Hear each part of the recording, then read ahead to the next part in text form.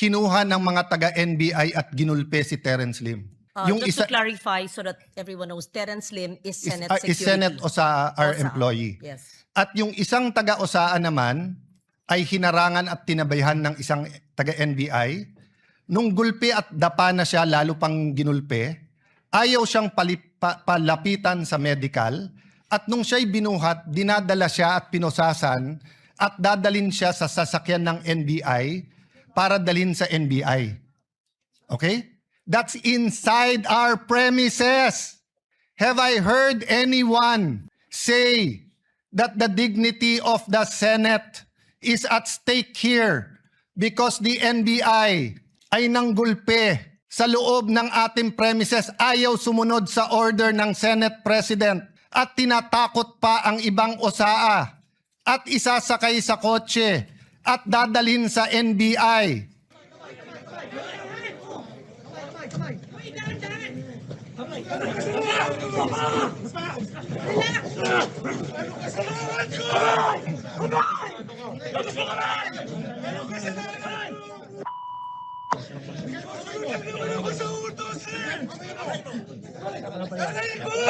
Ilabas mo kamay mo!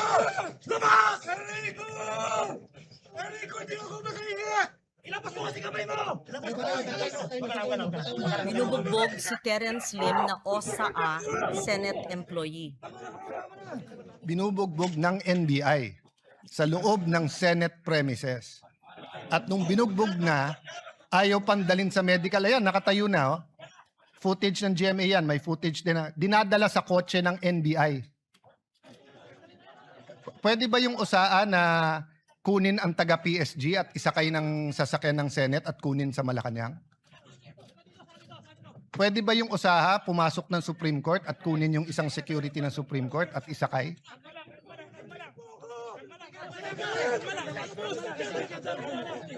Yan, pinosasan, isasakay sa sasakyan ng NBI.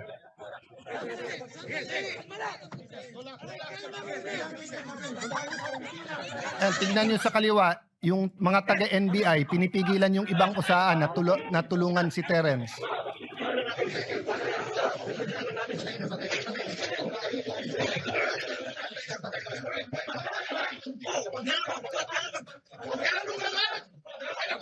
Pinagtulungan ang isang Senate Security OSA Terence Lim ng mga taong allegedly, I'm not sure who they are, within Senate premises na nambugbog. Yung punot dulo nito ay hindi tayo sigurado kung ano ang kanilang gustong gawin.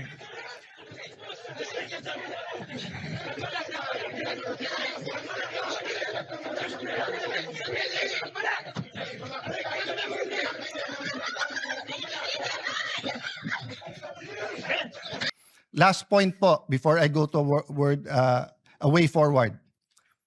Ba't ba nag-umpisa to at ba't ba nangyari yung May 13? Can you show the video kung anong ginawa sa ating empleyado?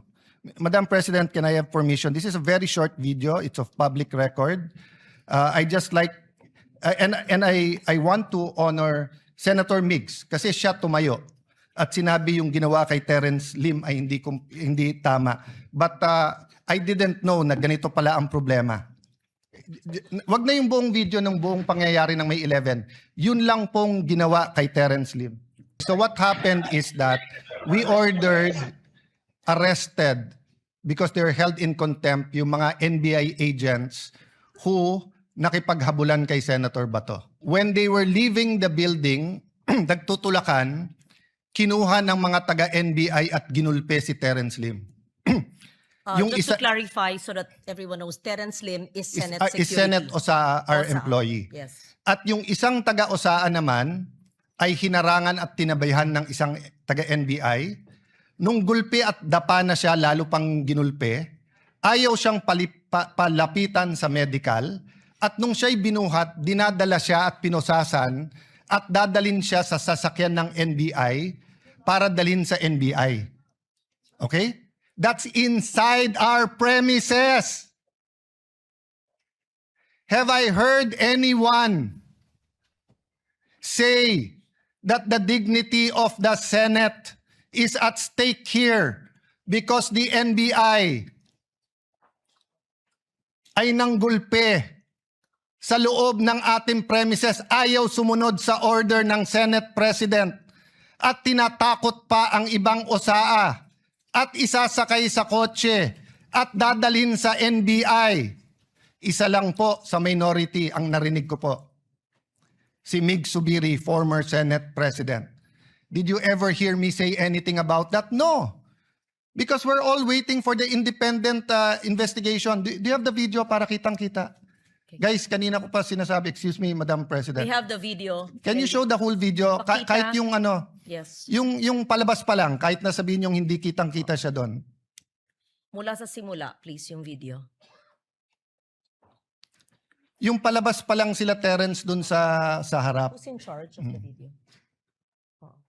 Yes, may we Yeah. request While they're preparing it, Madam the Chair, technical to show the video this is from the what start? will set the tone of why our OSAA was on high alert on Tuesday and Wednesday.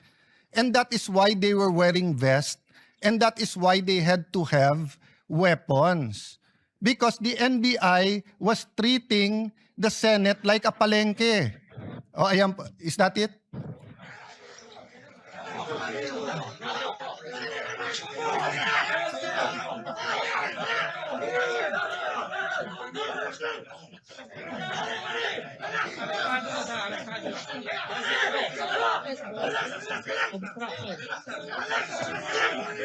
The person in white on the ground is Terence Lim, OSAA, And all or those Senate who are Security. holding them back are NBI. Yung NBI pa ang pumipigil. Ang pulis nakatingin lang. Yeah, continue the video.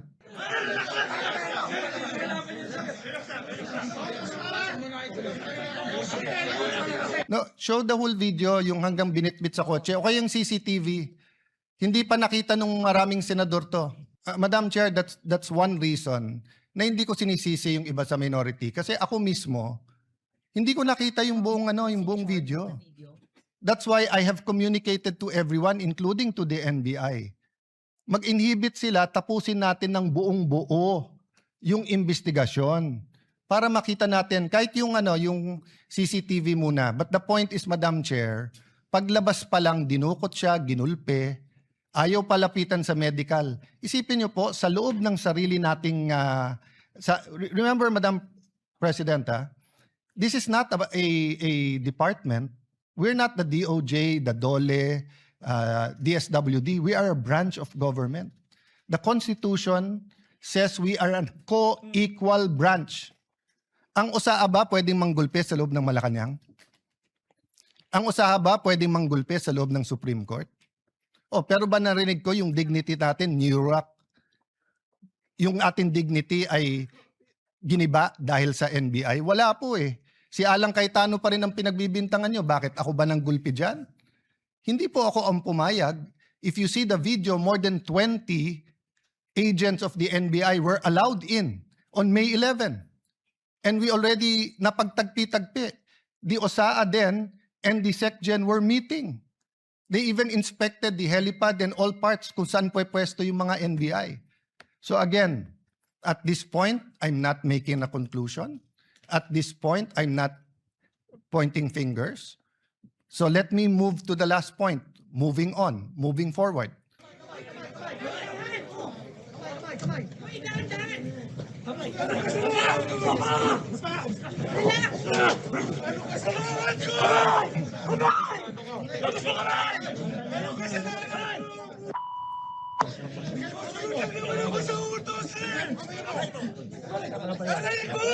Ilabas mo kamay mo!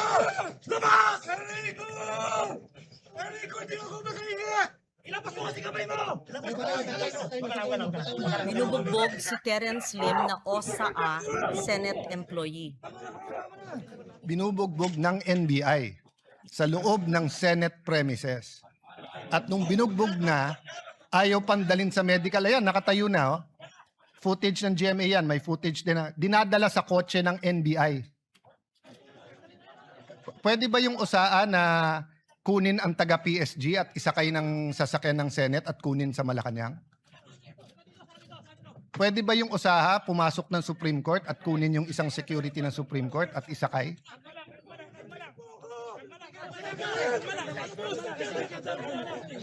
Yan, pinusasan, isasakay sa sasakyan ng NBI.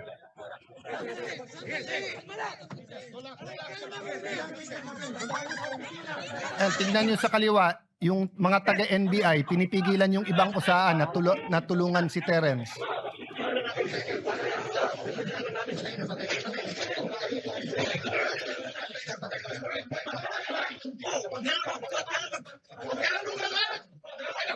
Pinagtulungan ang isang Senate Security o sa Terence Lim ng mga taong allegedly, I'm not sure who they are, within Senate premises na nambugbog. Yung punot dulo nito ay hindi tayo sigurado kung ano ang kanilang gustong gawin.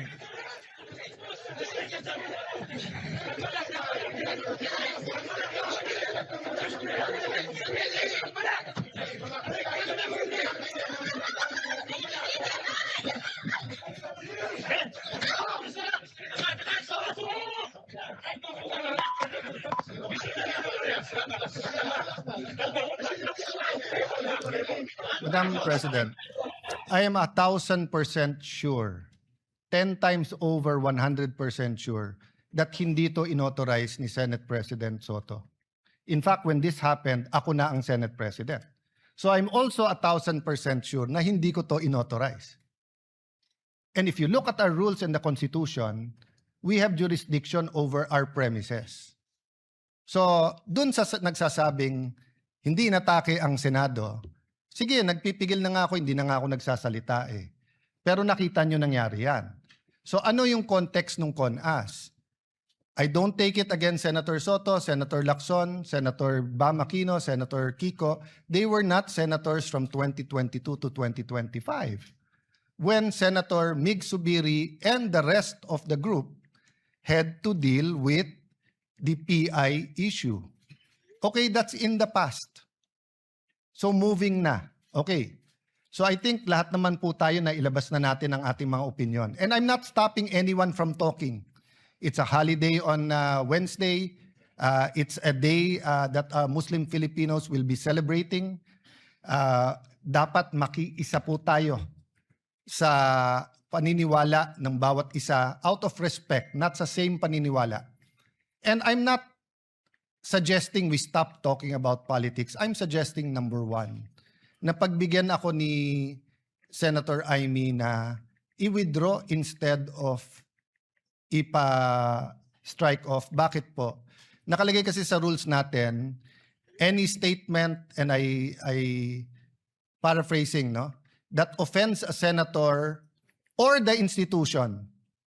No, so theoretically, may sabihin lang aking kaibigan Senator Migs, even if it's correct o hindi. It's the reason for this rule. Yeah. No senator under any circumstance shall use offensive or improper language against another senator or against any public institution. This has happened many, many times in this August hall. This has happened. We offended each other. But why do you have this rule? Because we're collegial eh. The reality is we have to go home tonight upset at each other, but we have to go back tomorrow and work. Yun yung spirit nung sinabi ni Senator Pia na nangamusta ba? Because siguro sa lahat sa atin, bukod sa hindi siya mapolitika, she genuinely treats everyone here as her friend. So when something traumatic happens, many of our kababayans don't know that while myself, Senator Mark were in my room, Senator Loren, Senator Camille, and Senator Pia, once the security find out na barilan na, rushed into my room, turned off the light, then pushed them into a smaller room, yung banyo. Diba? So, it's traumatic. You may criticize what she said, how she said it, etc. But akala ko ba all feelings are valid? Bakit pag na-trauma yung nasa majority ngayon, mali. Pero pag na-trauma yung minority, okay lang. Diba? I'm talking in general. Whether you talk about green, yellow, pink. So, labas na ako dyan. Hindi naman ako Senate President ng buong bansa in the sense that I'm not elected like the Vice President and the President. I'm Senate President, but I am the servant leader of the 24 senators, including Senator Bato. I'm here at your service. Kung papayagan ako ni Senator Amy, then I'll ask her to withdraw. Number 2, kung papayagan ako ng minority, tomorrow let's talk about the impeachment, but let's also talk about what are your priorities. What are our priorities? Let's use the last few session days.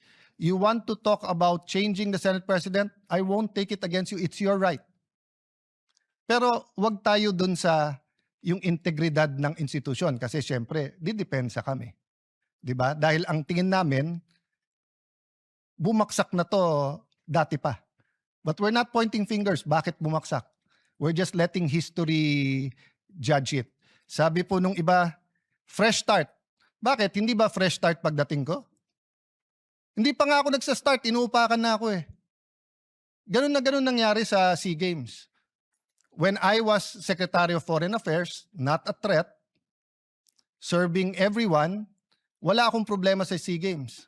As soon as I ran for Congress at sinabing magsi-speaker, kaliwat kanan na yung banat sa akin. But we proved them wrong. Nanahimik kami, overall champion, most number of gold medals, and it launched the careers of many in the Olympics. So again, I can take that attitude. Sa SEA Games, nagpagulpe muna ako. Actually, wala naman akong choice. Pero hindi kami gumante. Bakit? Because in the end, the performance will decide or will dictate whether we were justified or not yung mga pinanggagawa. So the same with me. Judge me as Senate President every single day, every single week. Kung tatagal ako ng 1 month, 2 months, edi for 2 months, 3 months, 4 months, di ba? Pero yung inuunahan, hindi pa nga nag-uumpisa, fresh start na, medyo foul naman yon. Yes, it's political, pero medyo foul naman, di ba? So I guess yun lang naman po ang spirit ng ating mga privilege speech dito na very political. Can we go back and start talking again about health, about education, about that's why we were unanimous in retaining and again putting Senator Win as the chairman of the Protect Committee because he was doing a good job in how the government can help us, no? So again, my speech is not perfect. You want to interpolate me in a later date, etc. But lahat nung nasa minority may tama kayong sinabi kanina. Sabi niyo po, people are watching us. So Senator Amy, the ball is first in your hands. Afterwards, it goes to the minority. Thank you for giving me this. Oh, sandali lang po, Senator Padilla, na hindi ko tataasan ng boses, brother. Ay magsasalita muna daw. Thank you for this opportunity, Madam Chair. Thank you, Senate President Alan Cayetano.